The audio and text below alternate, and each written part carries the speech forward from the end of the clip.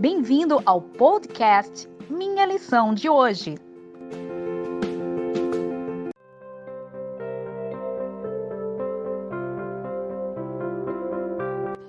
Olá, seja bem-vindo ao podcast Minha Lição de Hoje, terça-feira, 21 de julho de 2020. O tema é as orações intercessórias de Paulo. Esse grande apóstolo foi o maior plantador de igrejas do primeiro século. Ele ia por toda a Ásia e Europa, pregando o Evangelho, deixando ali novos conversos. E por esses novos conversos, ele podia se comunicar. A primeira comunicação era através de cartas.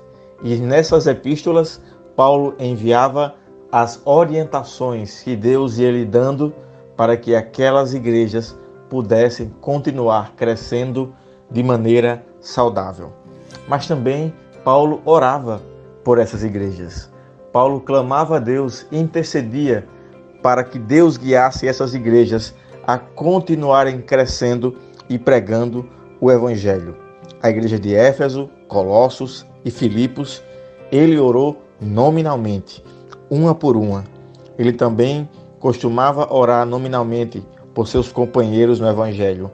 Não é difícil encontrar em várias cartas ele repetindo nomes por quem ele orava. O apóstolo Paulo foi um grande intercessor. Por exemplo, ele deixava nessas cartas que nós estamos vendo aqui, tanto em Efésios como Filipenses e Colossenses, algumas orientações, como o amor existente nos membros da igreja de Éfeso por todos os santos. Por isso Paulo orava. Também orava para que Deus concedesse o espírito de sabedoria, para que recebessem a revelação do pleno conhecimento de Jesus Cristo, para que fossem iluminados em seus corações, para que aprendessem a esperança de suas vocações. Também orava para que as riquezas da glória da herança dos santos fosse confirmada por Deus. Também Paulo orava para que eles descobrissem a suprema grandeza do poder de Cristo para a sua igreja. Para Filipos, ele orava para que Deus propiciasse esse amor deles por Cristo e para que a igreja aumentasse. Veja quantas coisas Paulo orava de maneira direta e nominal para que aquelas igrejas continuassem crescendo. Paulo orava para que as igrejas obtivessem pleno conhecimento e discernimento da verdade. Também orava para que aprovados fossem sempre sinceros e sem ofensas, que fossem cheios de fruto do Espírito, que é dado por Cristo Jesus. E Paulo também orava para que em tudo e por tudo Deus fosse glorificado e louvado. Veja quantos pontos importantes que Deus deu para que o apóstolo Paulo orasse pelo seu povo. Irmãos, nós não podemos pensar que os outros não precisam de nossas orações.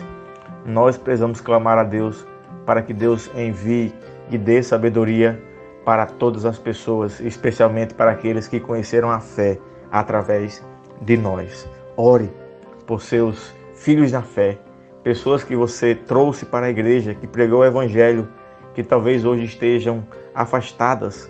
Continue orando por elas. A escritora Ellen G. White, em Atos dos Apóstolos, página 481, sobre o apóstolo Paulo, ela disse: há uma lição para nós nesta experiência de Paulo, pois ela revela a maneira de Deus operar. O Senhor pode tirar vitória daquilo que poderá parecer para nós confusão e revés. Estamos em perigo de nos esquecermos de Deus, de olhar para as coisas que se veem, em vez de contemplar, pelos olhos da fé, as que se não veem. Você pode se perguntar, então, eu não tenho nenhum ministério, eu não consigo desenvolver nenhum dom? A oração pode ser o seu ministério de intercessão por outras pessoas, para que Deus possa guiá-las, para que Deus possa abençoá-las e para que elas possam fazer boas escolhas em Cristo Jesus. Faça da oração um verdadeiro ministério.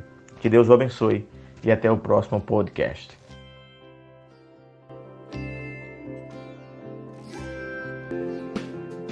Obrigado por ouvir o nosso podcast. compartilhe e até amanhã.